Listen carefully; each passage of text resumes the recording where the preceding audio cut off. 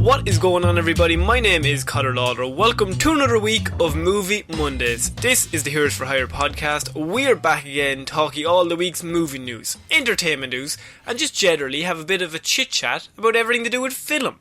As always, I am joined by my partner in crime, Mr. Shaun Meehan. Shaun, how is it going? I'm good, Connor. Another perfect delivery of that intro on your end.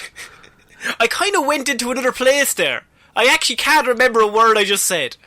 Oh, yeah, that first 20 seconds or so is just a time in the week when you black out and go on full autopilot. A lot of people wouldn't know that, but I actually do. There's been many a time I've done the intro and said, how are you? And then in my head thought, did I say Weird News Wednesday or Hero Zero? No, okay, I'm on the right episode. Okay, that weighs on your mind for the rest of the episode.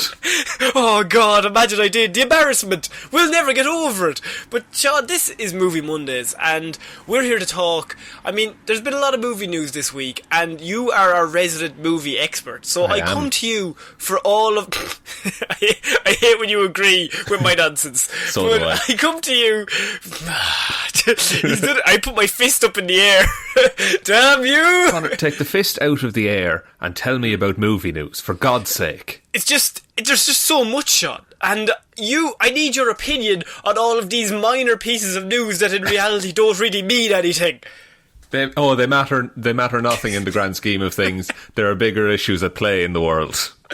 But moving into our first news story is this week we are starting with your favourite franchise and one of mine, the Fast and the Furious franchise. Now, we found out that number 9 was the upcoming film, and they would be going to space. But now we have found out that Fast and Furious 10 and 11 will be ending the franchise with a 2-part movie. Interesting. So are you telling me that they've had an arc all along for these movies and had a definite start and end point, and they decided that 11 was the one to end on? When they plotted it out from 1, they stopped at 11 for some unknown reason. Because they just were like, we'll go one more than 10, just because. The Spinal Tap approach, of course. The Spinal Tap approach.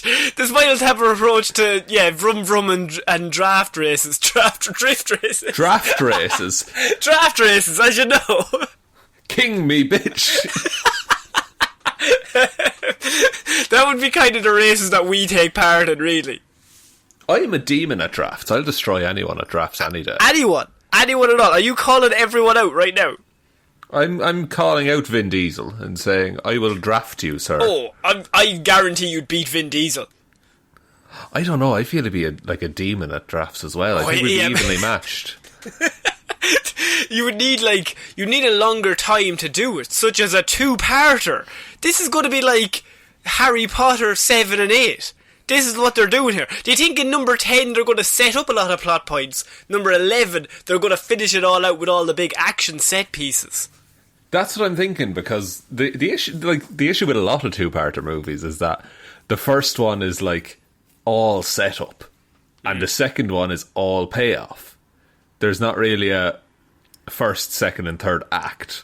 But a lot of the Fast and Furious movies are all just payoff, zero setup in any movie. Yeah, that is true, and I suppose I'd be interested in seeing, do they try and do more?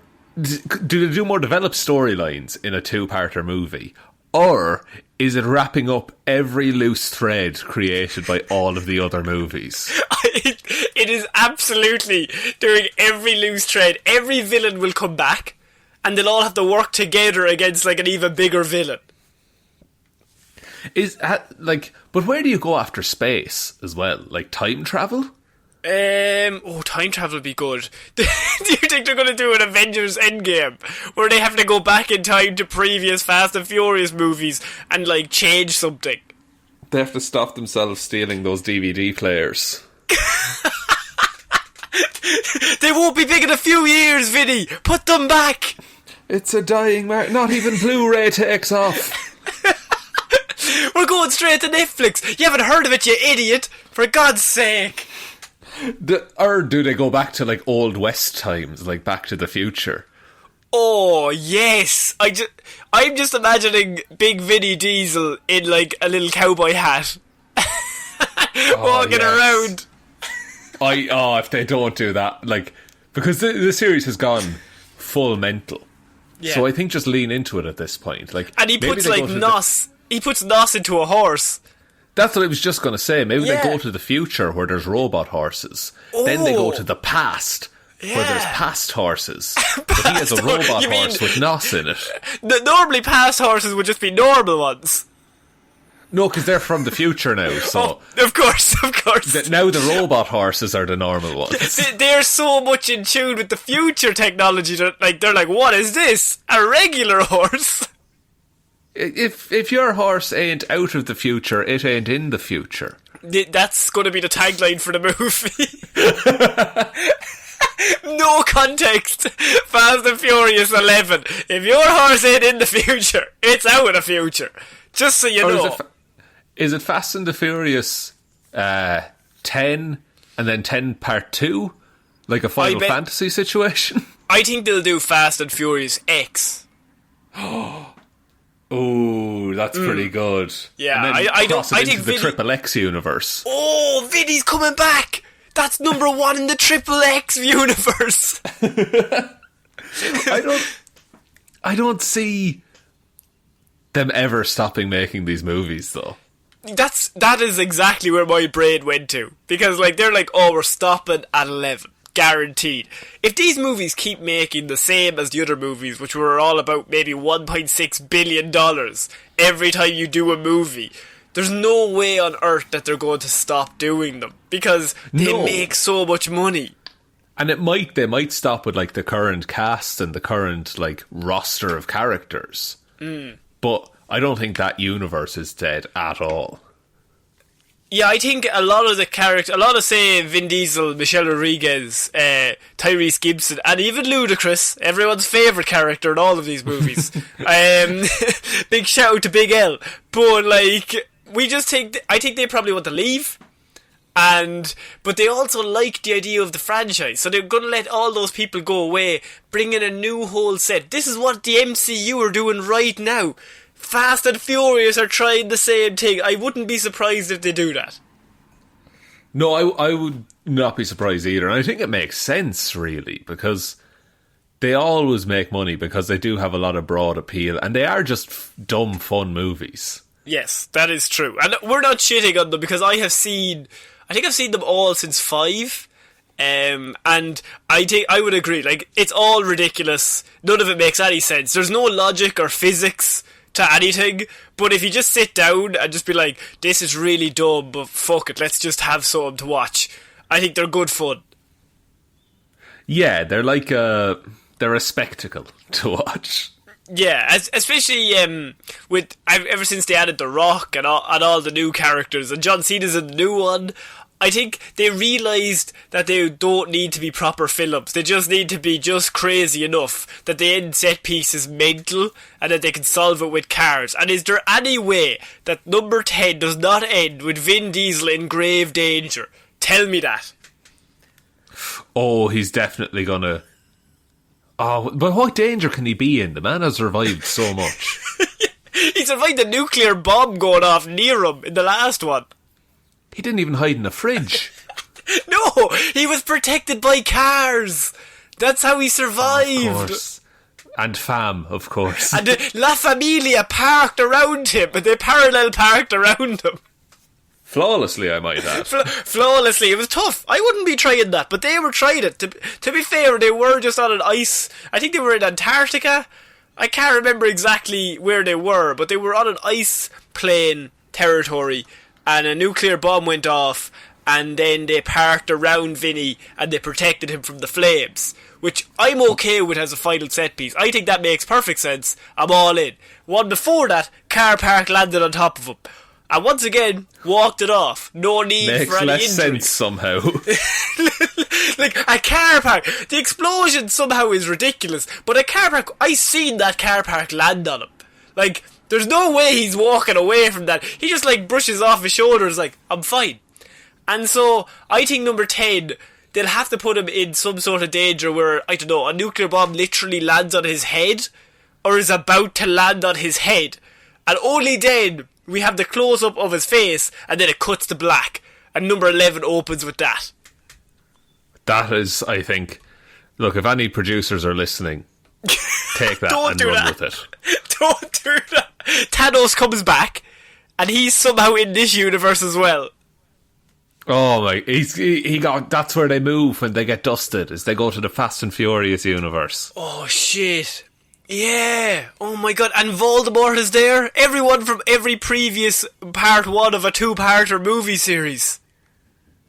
What if, like, Vin Diesel flies off and to race on an alien planet or something like that? You know what? They're going to space.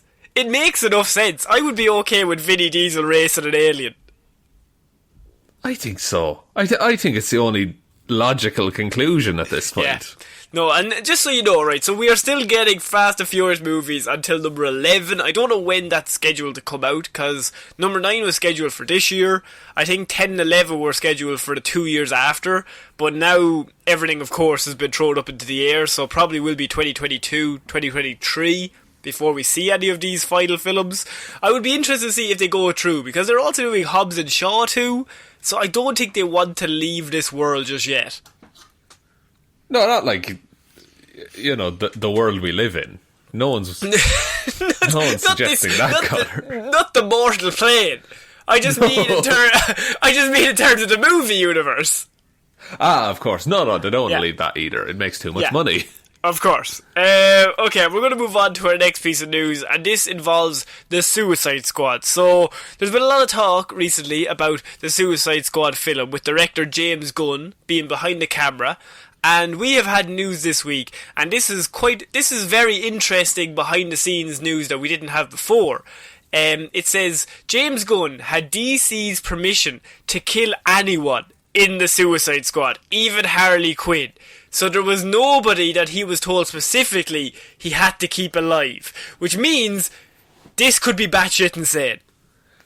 Yeah, literally no one is safe now at this point, because that was what a lot of people said when they saw the Comic-Con like preview.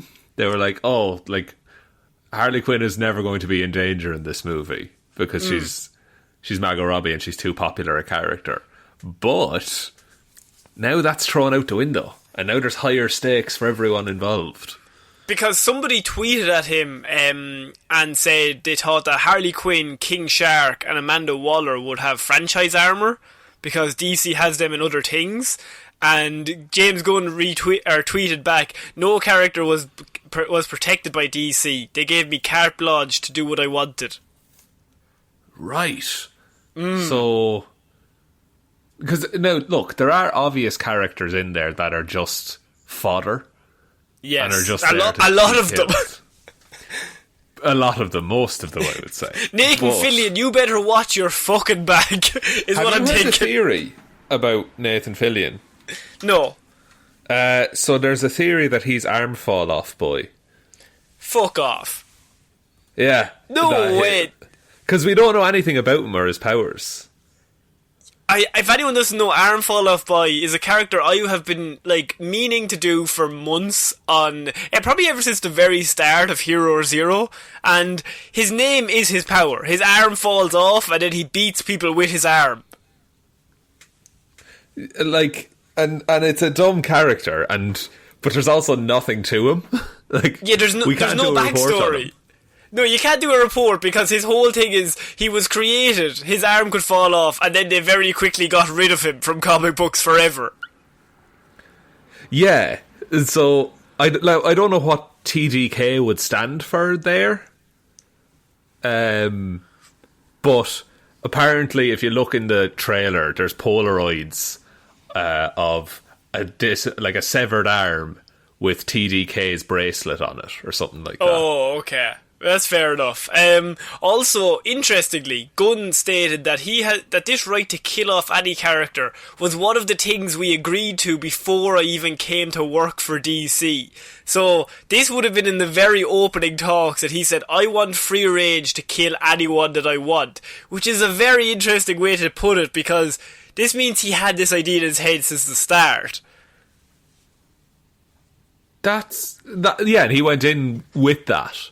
He was like, no, this is how I want to do it, and no one can be safe.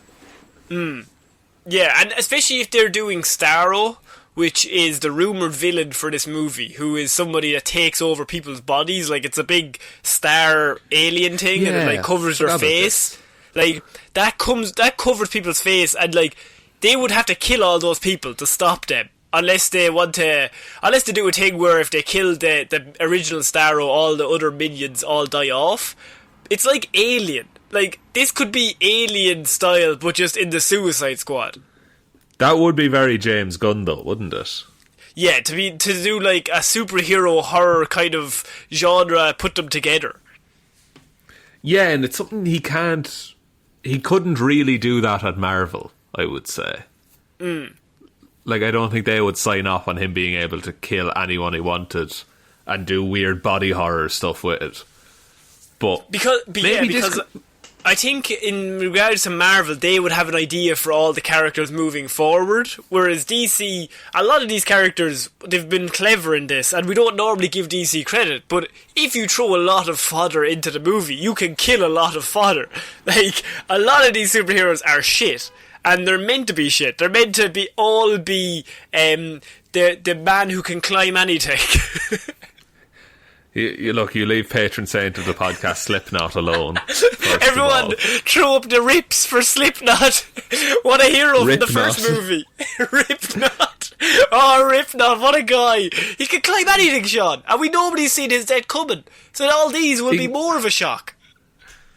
That's true. Now, there is precedent then for DC maybe to be like, if they want to carve out their own space in comic book movies, maybe they're the darker, weird ones. Like, not dark as in, like, Batman vs. Superman. Oh, rain and dark, and Superman rain sad. And blue filters over everything. Oh, that'll work, Sean. Keep talking. You have me. Go on. No, but maybe they're the ones that are like, oh no, here's the monstrous side of some of these villains. Because Starro is horrifying when you explain them to me. Yeah, Starro is horrifying, but weirdly, I've only ever seen him done in animated shows, in the Justice League Unlimited and Batman Beyond. And obviously, because they're animated, they have to lower down what he kind of takes over people, but like leaves no after effects once they beat him. But if you do that in a pure horror, maybe a PG-13 or a 16 rated movie, you could make Starro fucking terrifying. Yeah, like you say, like aliens, like, and then you don't know, because I imagine for a good portion of this movie, they don't know if they can save the people that Starro possesses. So yeah, and I can't remember if normally they can. I suppose it depends. It depends what genre. Like, if he takes over Superman, you can stop him without killing the people. Yeah, but if he takes over, like, I don't know, Polka Dot Man. Yeah, Ripknot. Ripknot. He'll be extra Ripknot that day. Yeah, I think they should bring him back. Like, he comes running over the hill waving. Guys, I survived! Here's how you do it, and you make it cool. At the end of the movie, he pops up and he climbed out of hell. You know what? Only us. Only we want that. But I want to see Slipknot climb out of hell. And he's like fighting the devil. He's like, fuck off. I'm Slipknot. Don't you know who I am? Anything. Anything. The man can climb anything. The social ladder. Even. Actually, he doesn't have many friends, apparently, in the first movie. He's a very shy boy, Slipknot. Doesn't he get out of that car and punch that woman? He's not a nice man, I'll say that. But he's funny. Funny only to us. I think this is a really cool idea to give James Gunn just free reign to kill anyone. And you could go all out with this. Like, Suicide Squad as a whole, it's in the name. They're the Suicide Squad. They have a seriously high fatality rate. Now, unfortunately, when they add Deadshot in and Harley Quinn, they obviously don't want to kill them. But a lot of characters are thrown in there just to be fodder. Like, they all have bombs in their heads for a reason. It's not just there for an extra cool thing. You're meant to show them that, oh, this is serious. And obviously Slipknot was used to do that in the first movie, but nobody gave a shit. Like, the only way you do that is you set the stakes early by killing someone we actually like.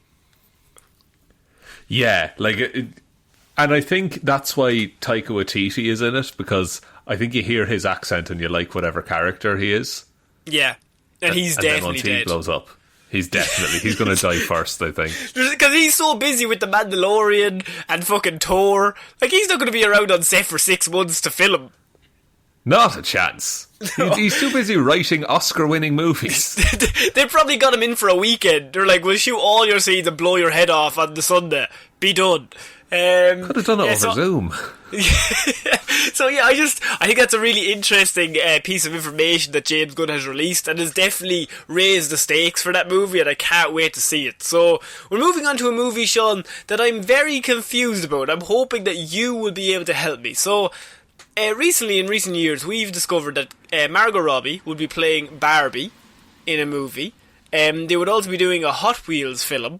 But now we have even worse news, because everybody's favourite lovable dinosaur is getting his own live-action remake. Because Barney, live-action film, is supposed to explore the dark side of the series.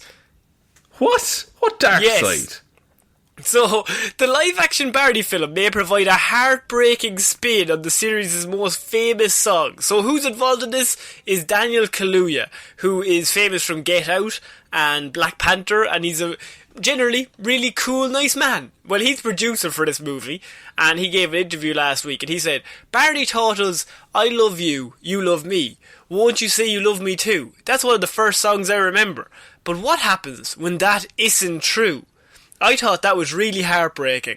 I have no idea why, but it feels like that makes sense. It feels like there's something unexpected that can be poignant, but optimistic, especially at this time now.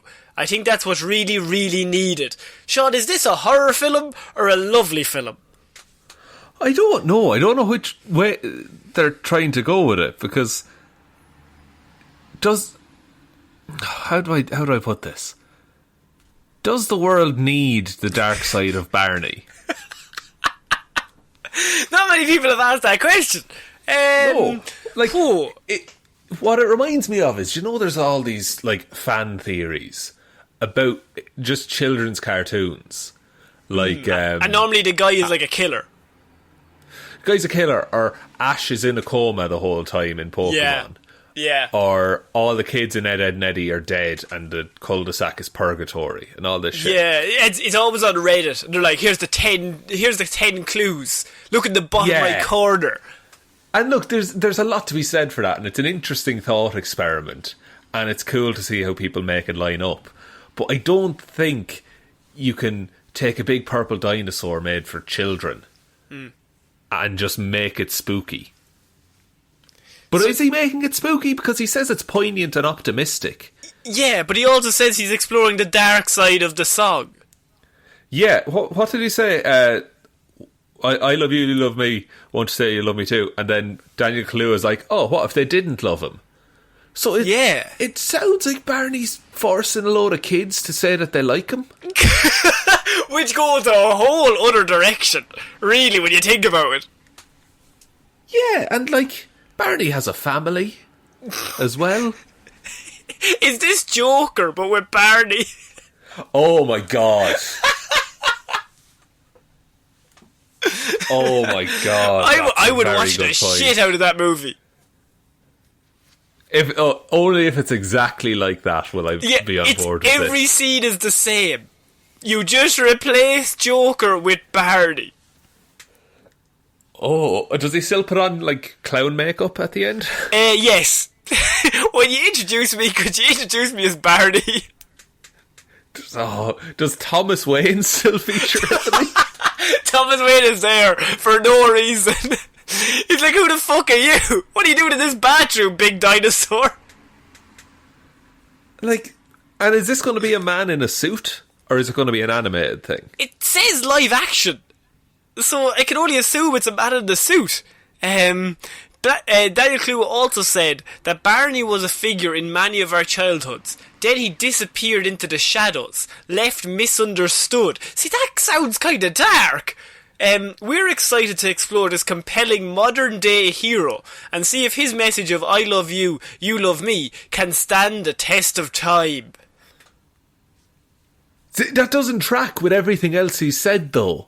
No. Because surely if you want to see if the message stood the test of time, it would be classic Barney in the modern day. And see if that still resonates with audiences and kids. But he sounds like he's trying to update it so that we feel sorry for Barney because he's been through a lot. Also, isn't Barney already live action? Yes, he is. Yes, he is. I know for a fact those kids weren't animated. They were all real children. And it's like, do you think they'll do not Barney in a suit, more of a like Lion King live action Barney? Oh, yeah. See, now we have to think of that when we think of live action, because they classify that as live action, even though it definitely is not. They might do something to do with that, because I don't think they want to bring out the suit, because it just looks like the same TV show. Yeah, unless you're following. Oh, okay. What if there's a really sad dude wearing the Barney suit acting as Barney? And yeah, he's so sad, and he's flipping aside, and then a load of kids kick the shit out of him. Yeah, and then he's only happy when he has a gun. And when he's bathing his weird mother. I feel we're wandering into Joker again, aren't we?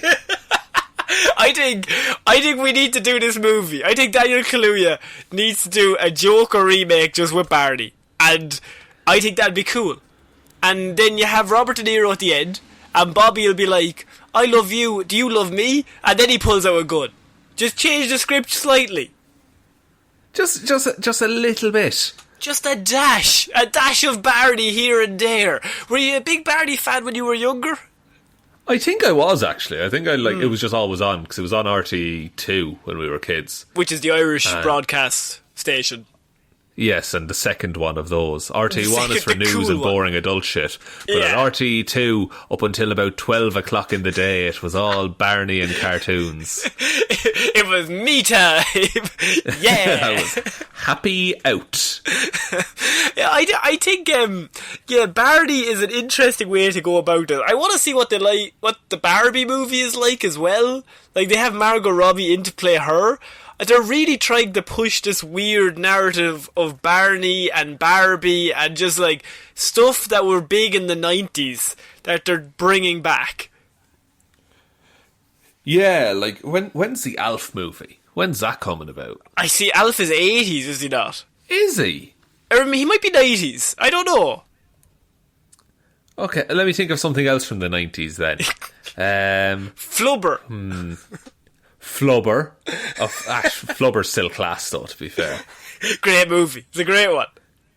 Great movie. That's Power your Rangers. movie reviews of this week. Power Rangers. Springs that go downstairs. Recess. Recess. The TV show Recess. A live action movie of Recess is something I would actually watch. That would be interesting.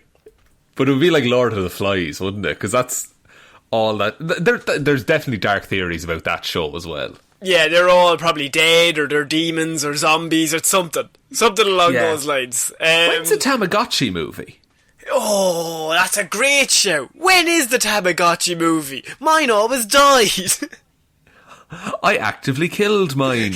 Yeah, don't feed it. Just keep putting it to fucking sleep. Don't fucking feed it. Also, a Pokemon movie live action is Detective Pikachu, but like, do it again, but like proper Ash Ketchum. Oh man, that's a bold move. Yeah, That I think that'd be a good one. Yeah. Okay, we're going to move on to our next piece of news, and this is actually interesting, Shaun. This is about... finally. Shut up. Streaming services. We've got your favourite movie of all time, and we've got interesting ideas what the studios are going to do. This is news on James Bond, No Time to Die, everyone's favourite movie. So, Shaun, what do we know... Up until this point, Shaun, what do we know about this movie? It's Daniel Craig's last outing as James Bond. Yeah. And they've pushed it back like 4 times since its original launch date. Yeah. And Bond he's fighting an enemy he's never fought before, and the enemy might be closer than he thinks, but maybe he is the enemy, but maybe his ways aren't the good ways anymore. Is this Casino Royale? Are you reading that synopsis? No, I was reading the synopsis for Spectre and Quantum of Solace. And Skyfall. And all of the movies. But No Time to Die has been... The people who run that have been very much trying to throw it around to streaming services for the last week. So they've been trying to get it off the cinema and maybe put it straight into either Netflix or Amazon or anybody that would take it. Unfortunately, Netflix and Apple TV were potential buyers, but they are now not going to be streaming the film, as the studio wanted how much money for the rights to play the movie, Sean? $1 billion. You always do that. $600 million they wanted to play No Time to reasonable. Die. Yeah, when you start with $1 billion, that's pretty good. No, to be fair, 600 million. Like, most movies can only dream of making that. Yeah. And they want to be paid that just so that it can be put on streaming services. So, yeah, they wanted Netflix to pay them $600 million to have the rights to play it on Netflix. And presumably it wouldn't make that money back, so they were just like, they want to cut their losses with, I think with this. 600 million would actually be a good return for that movie, would it not? I think so. What was the budget for No Time to Die? I mean, probably 100 million, maybe 150 million. 250 million US dollars. Look, you're still up 350. Yeah, like, that's a decent return, and you've made your marketing budget back, and you don't have to do the marketing again, which is what they'll have to do when it comes out in cinemas. Yeah, that's what they're trying to avoid. Just like, don't make us put up any more posters on a bus. Please, it's been 4 times already. Like, that's... that must be, like, racking up costs for them. Just constantly. But so until this week, it was actually assumed that No Time to Die would stick with the theatrical release. But then it was called into question, I think it was last Friday, was they were like, oh, it might be going to streaming.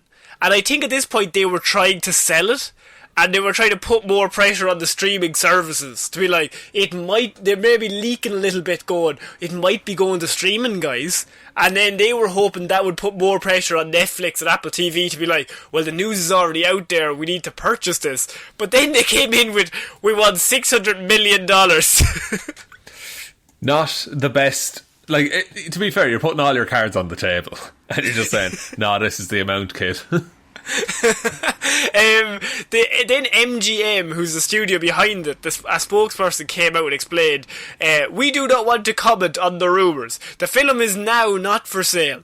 The film's release has been postponed until April 2021 in order to preserve the theatrical experience for moviegoers, which is such bollocks because they were trying to sell it about a day before and all the deals came true, and now they're like, we're trying to preserve the theatrical experience for moviegoers because we really care.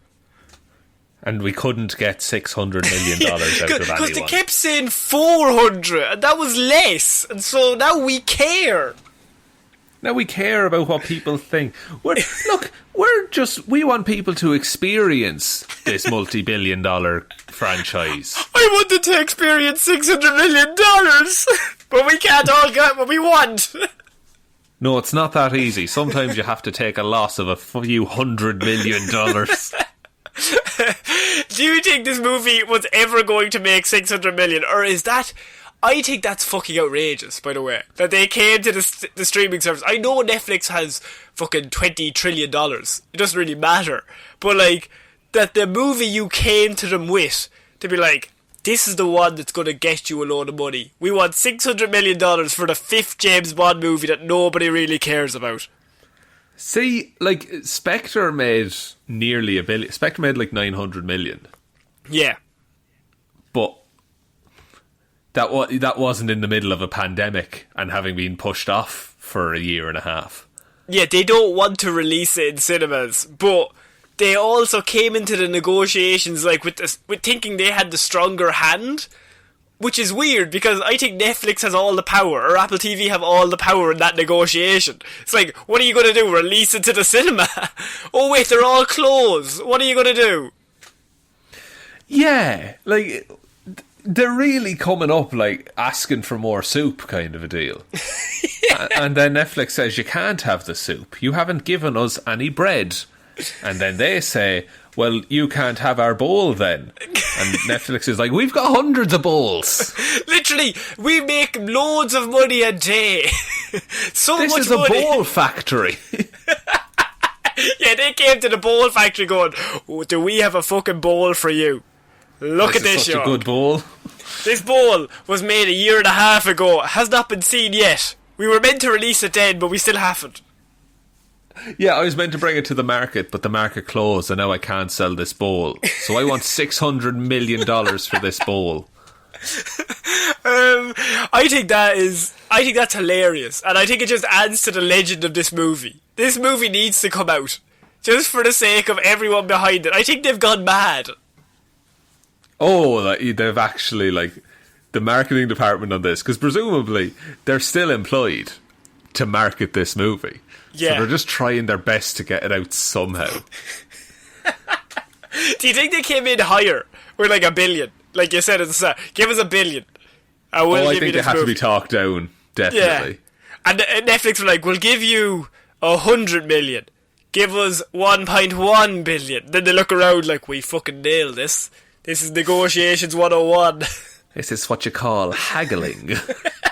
Haggling up, not down. So we're going to move on to our next piece of news, and this is a franchise that you now love, Shaun. You keep saying this episode. Power Rangers.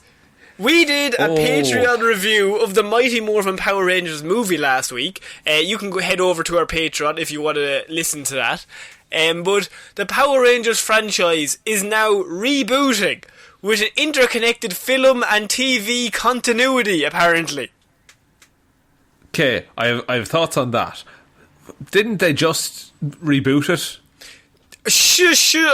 What do you mean? They didn't reboot it. I mean, that shitty little film that came out in 2017, nobody remembers it. So what we're going to do, we do it again. But we just act like that one didn't exist. Oh, I see. Okay, yeah. That makes a lot of sense. They're like, people are idiots. They won't remember. What I do think is interesting is tying the movie into the Power Rangers TV show. Mm.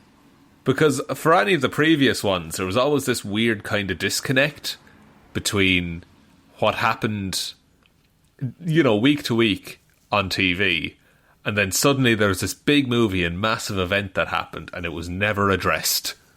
Yeah, like even the Mighty Morphin Power Rangers movie that we reviewed, like that happened in say 95, but at the simultaneously they were filming for the TV show, and in the movie, not to give away spoilers, but they get like this big ancient power from this great warrior princess, but in the TV show they did not have the budget to replay their own footage. So in the TV show a weird robot gives them the same powers. But it's never explained. No, like it's a what is it? It's a different continuity nearly. Yeah. And I didn't see the newer Power Rangers. I've seen like clips of it, and it doesn't look great. So I don't think it was terrible though.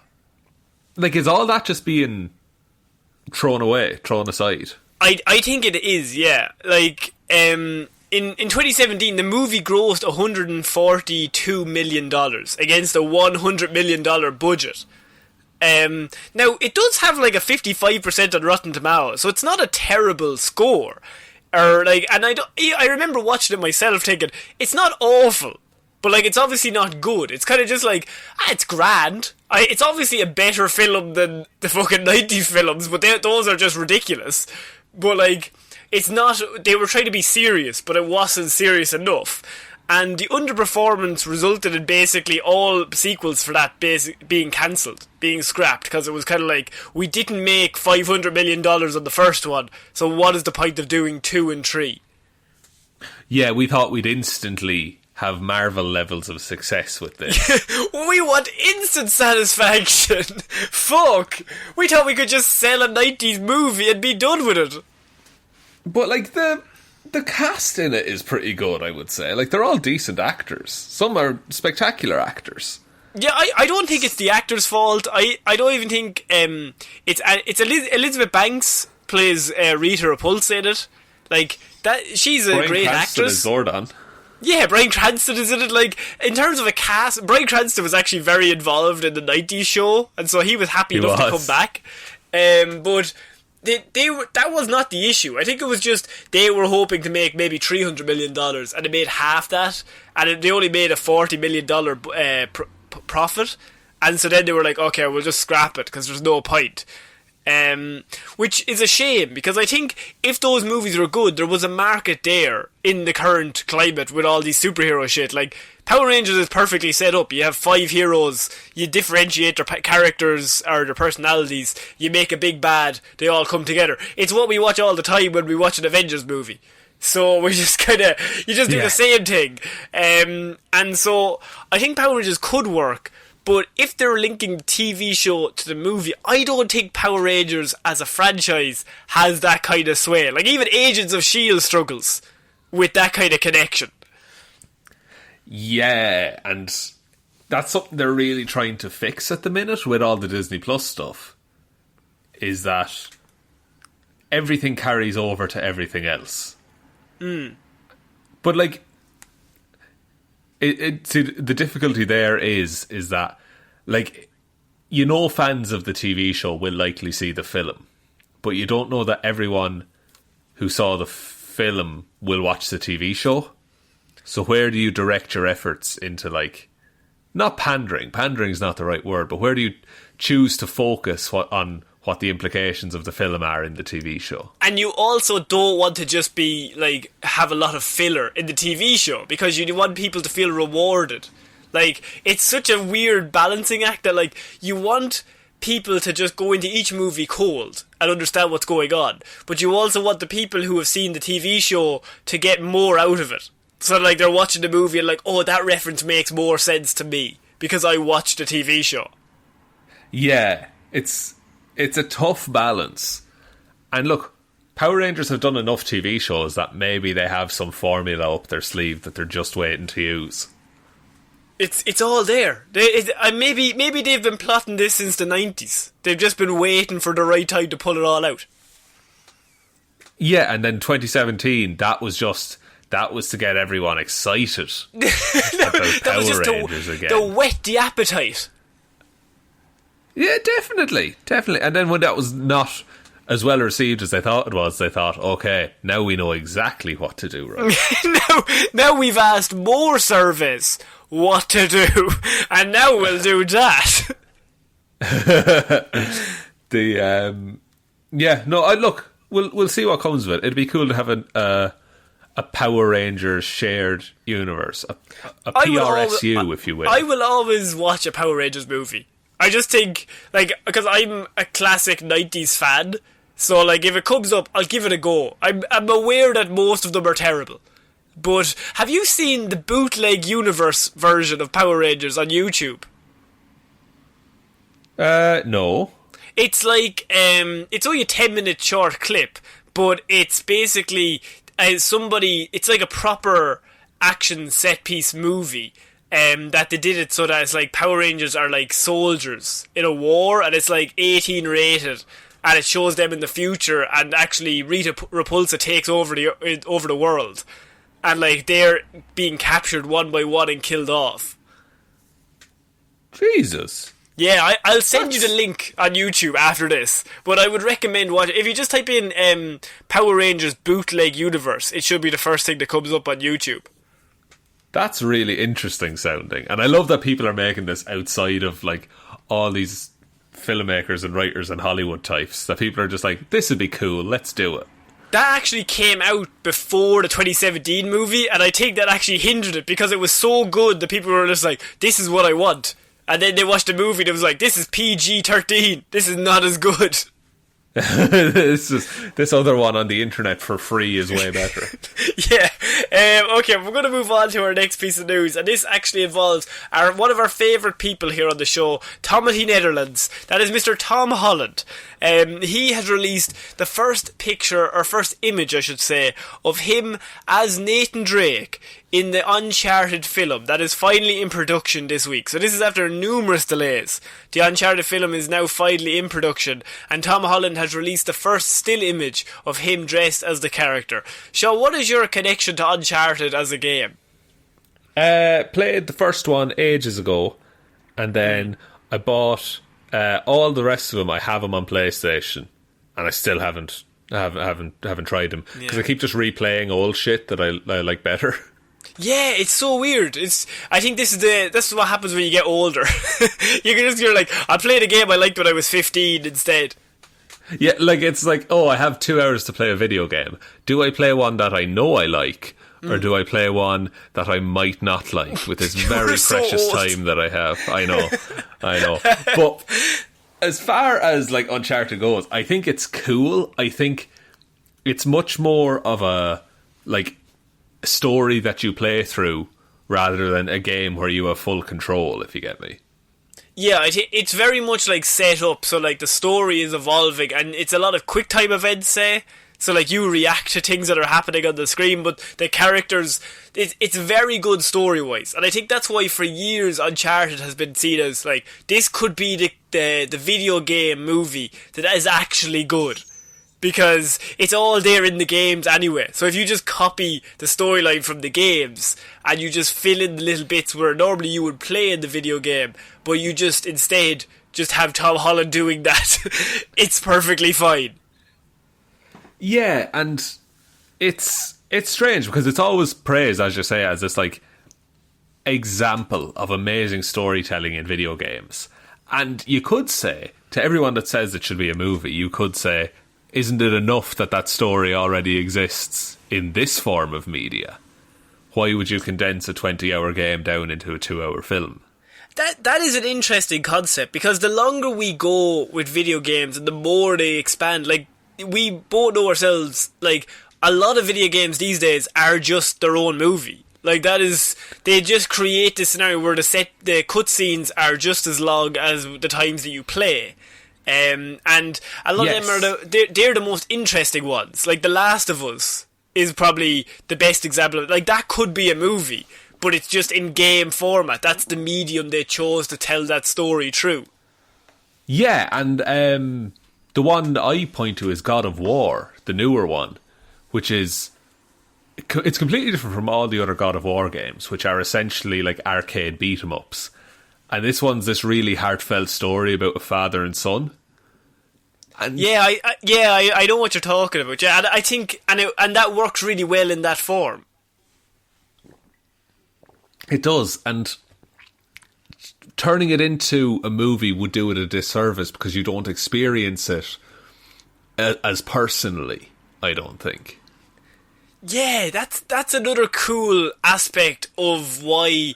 That's what I think a lot of why video game movies don't work. Like when they're expanding. Now most of them are just shit. Like Doom is a terrible fucking film with The Rock. Yeah, like the Tomb Raider movies are not good. The last one is okay. Like, but the Angelina Jolie ones are not great. Like, but yeah, a lot of video games and why they work is because you feel like you're in control of the character. And so, when they die, oh fuck, that's my fault. Whereas in the movie, when they get punched, it's like, fuck it, it's grand. This happens in every movie. You kind of lose that connection with the character that you would have. Yeah, so, as far as, like, Tom Holland as Nathan Drake goes, I think he looks the part. I think he looks like an adventuring action hero, because that's what he was paid to do in this film. But Nathan Drake is like probably mid-30s, late 30s, and so I think this would be more of a prequel or an origin story for the character itself. Yeah, I think they're hoping that they can evolve this with Tom Holland as he grows older. Yeah, and I think that's a good idea. Doing this least. I think, yeah, and it's good that they're planning that out.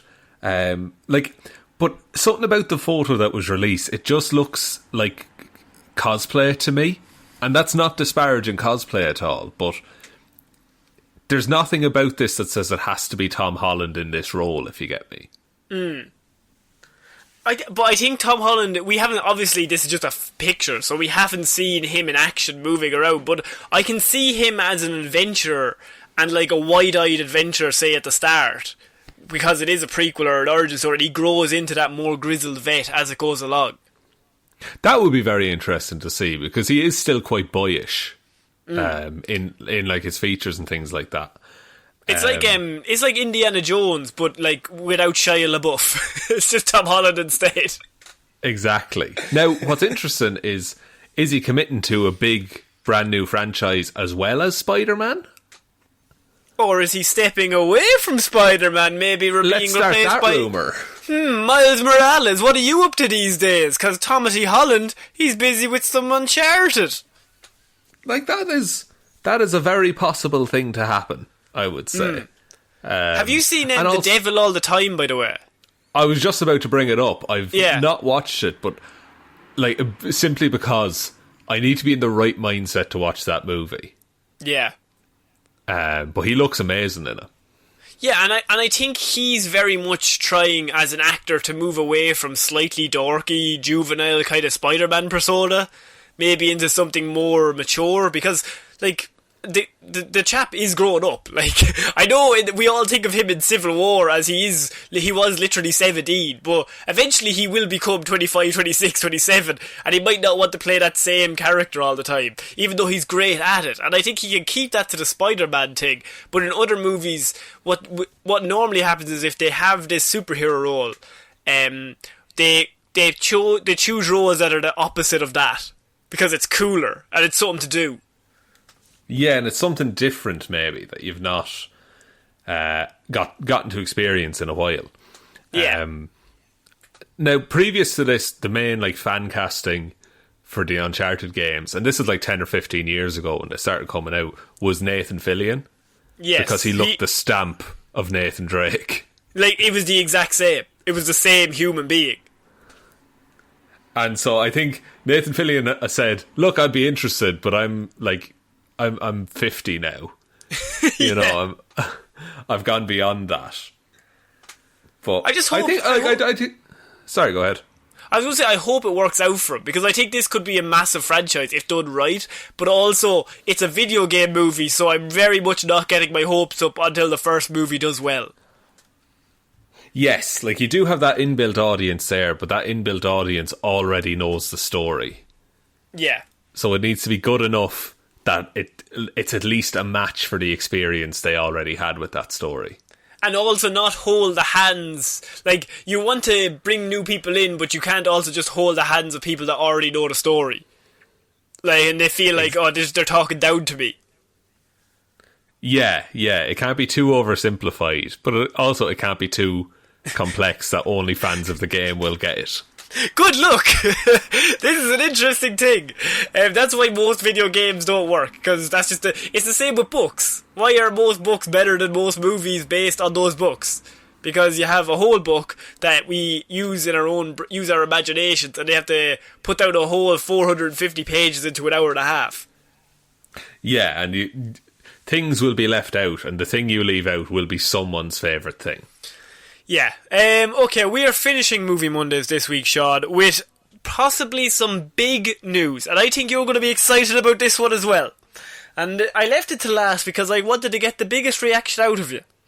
So, Justice League, the Snyder Cut. I mean, we know what's happening. That is not news. But what is news is, what is quite possibly the worst thing you could add to the Justice League Snyder Cut to make it even more just juicy? To make it even more DC. I'm genuine. $1 billion. $1 billion. No. This is the return of one of our favourite segments here on the show. This is Jared Leto news. It's Jared Leto news, and that is Shaun. We need to get a jingle, but Justice League Snyder Cut has brought back Jared Leto's Joker, or Leto if you like him, but Leto. I forgot he was in that universe at all. Yes! Leto was back! Well, look, at least we have the headline for this episode. Jared Leto is returning to the DCEU as the iconic DC baddie, the Joker, for Zack Snyder's Justice League, it has been said. Jesus.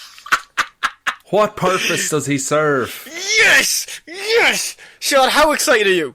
I'm fucking... Not excited. I'm less excited. How dare you? What do you do? No, just when you think this movie couldn't get better, they sprinkle a little toe in.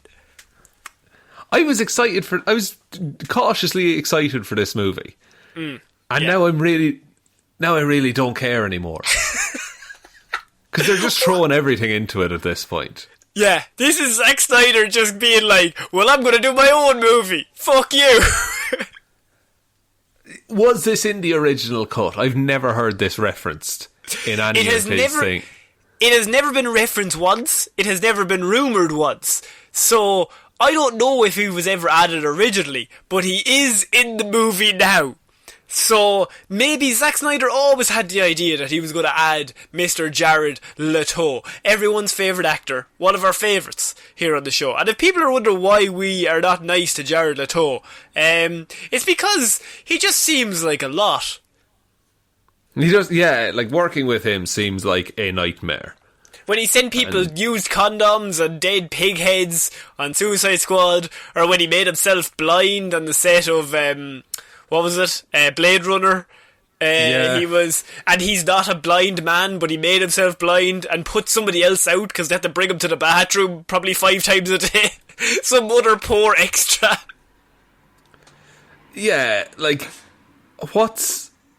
do you think he's being added in at, like, the call of HBO, who have said, look, there's 4 of these episodes, have the Joker show up in one of them, probably the first one, so everyone watches that. Look, my daughter loves 30 Seconds to Mars. Bring him back in. Could be.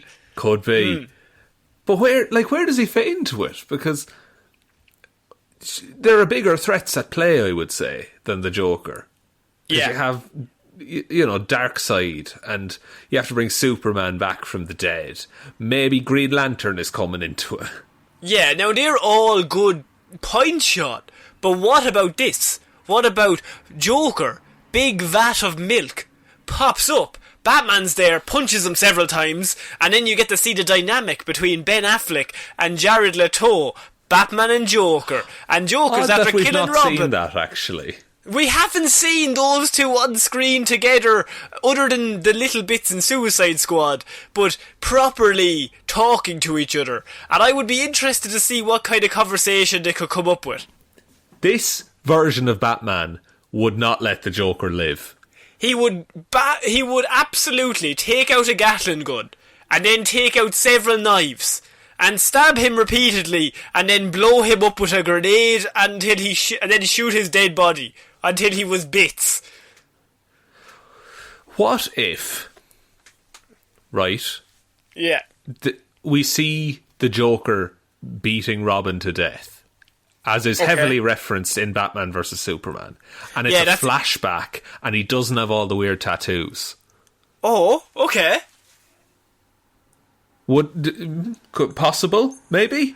But where would that happen in the movie? Like, is Batman just sad? Yeah, maybe. None of this makes any sense. Like, they're trying to bring it makes Superman no sense why he'd pop up. Superman back from the dead. Let's add a 10-minute cutscene of Joker beating the shit out of Robin for no reason. What if he, like, hangs a lantern on it and is so, like, Zack Snyder is being like, maybe, I don't know, someone with the ability to see people's memories, or Wonder Woman's lasso of truth. Right. Lassos Bruce and is like, why are you so violent? And then... Okay. Wait, hang on. Can I just follow that up with one question? Just one retort. Do you think, in your honest opinion, Zack Snyder would try to explore why Batman is so dark and aggressive? Look, I'm not putting it past him. He's the one who made him like that.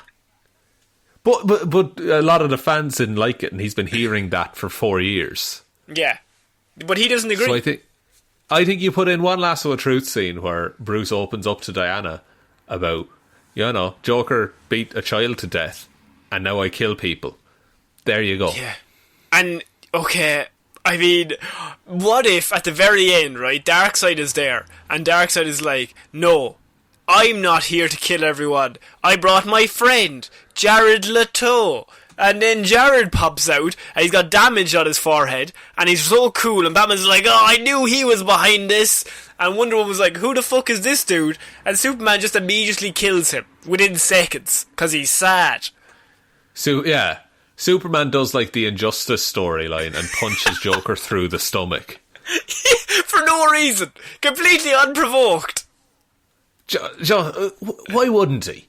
Why wouldn't any of them do that to that version of the Joker in particular? Yeah, that Joker would not be alive. If Ben Affleck, from everything we've seen from Ben Affleck and how violent this man is, his brains would be on a warehouse wall. Like, yeah, that would be day one of them meeting. Yeah, Joker would be like... remember that time I killed a guy that looked like a clown? Yeah, that one time. I met him once and he's been butchered to death. I killed him within seconds. He looked at Robin with a crowbar and I killed him.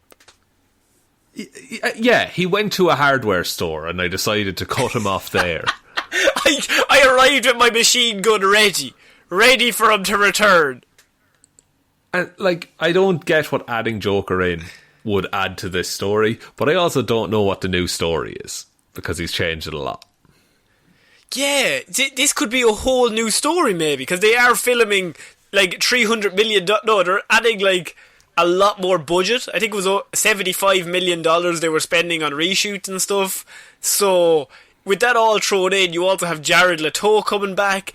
Like, this could be a whole different story. Or are they just adding Leto just to have a bit of name recognition, but weirdly a character nobody liked the first time around? It's possible that they would do that. Yeah. Like maybe they go to Arkham or something like that and he's in there. I don't know. He's just there to like sew up a few plot points that like are set up but will never be answered after this 4-parter. This is such a weird situation to be in for a piece of content, though. That they're just like, let's just throw it in. Fuck it. See what happens. We'll put up all 4 episodes or movies or whatever you're calling them, and we'll let the fans re-edit it into something that makes sense. And if they don't like it, then I'll tell them Joss did it, and I'll re-edit it again 2 years from now, and we'll be away with it. We'll just keep making this. This is the only movie that gets made. Just keep adding fucking Jai Courtney as Captain Boomerang next time around. We're going to keep adding villains until they like it. Oh my god! Also, he has revealed that the Robin that died was Dick Grayson in the Batman vs Superman thing. Oh, not Jason Todd.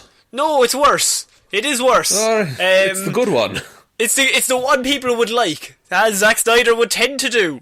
And also, Joe Manganiello is returning as Deathstroke for the Zack Snyder cut as well. Right. Okay. That's a lot of villains going into this. So you got Lex Luthor. For no good reason. You got Darkseid. You got Deathstroke. You got Joker. That's 4 villains already. Yeah. You gotta bring back Superman from the dead. You gotta sort out Batman and Wonder Woman's relationship. You gotta somehow introduce Cyborg. You gotta make the team look like they're a team. You gotta somehow make them bond. You have to set up a Flash Wonder Woman. You gotta set up a Flash Wonder Woman team up. You gotta set up Flash in this film as well. Oh man. In a 4-parter, this is gonna be impressive if he pulls it off. And it's only coming out on HBO Max. So Shaun, that is it for this week's Movie Mondays. On that big bombshell news, Big Jared ruined my week. We never get to finish on Jared Leto news. I love that segment. It's certainly a segment that happens frequently. Do you want to take us out? Yes, thank you everyone for listening to this episode of Movie Mondays. We will be back on Wednesday with Weird News Wednesday, Friday with Hero or Zero, and next Monday with another episode of Movie Mondays. Big thank you to everyone who supports us over on Patreon. That's patreon.com/Heroes for Hire podcast. Everyone over there: Waffles Williams, Ciara Lawler, David Clarke, Ed Ball, Joe Burney, Ray Ging, Roisin Hally, Ryan Evanson, Shaun Jamieson, Dominic and Josiah Green. Thank you all so much for your continued support. We really appreciate it, and we hope you enjoyed the Power Rangers review that we put out this month. It was, I was going to say fun to watch, but it was a watch. It happened. The movie did take place and I was sat there watching it. Yep, all the way up until the end fight scene. Ryan Evanson, one of our Patreons, said, "I'm sorry for making you have to sit through this, but I'm also not sorry." I'm kind of happy. Ryan, I respect that. Fair play to you. We're also on all the social medias. Twitter @Heroes for Hire Pod, the 4 is the number 4. Facebook Heroes for Hire Podcast. Instagram Heroes for Hire Podcast. Or you can email us heroesforhire_@outlook.com. But I think that's about it, Connor.